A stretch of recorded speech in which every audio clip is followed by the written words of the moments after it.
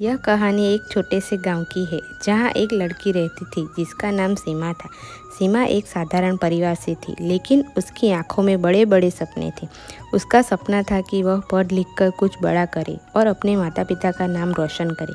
सीमा का परिवार बहुत गरीब था। उसके पिता खेतों में मजदूरी करते थे और माँ घर का काम संभालती थी। कई बार घर में खाने के लिए पर्याप्त अनाज नहीं होता था।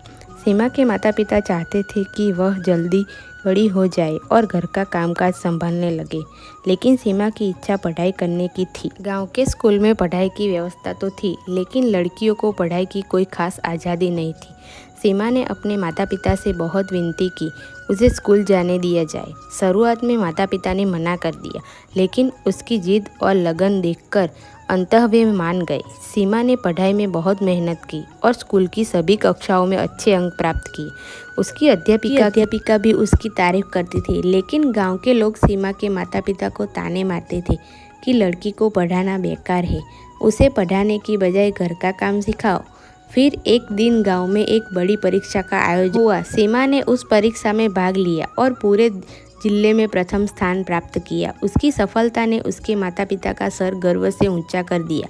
अब वही लोग जो कभी उसकी पढ़ाई का मजाक उड़ाते थे, उसकी तारीफ करने लगे। सीमा की इस कामयाबी से गांव की अन्य लड़कियों को भी प्रेरणा मिली और उनकी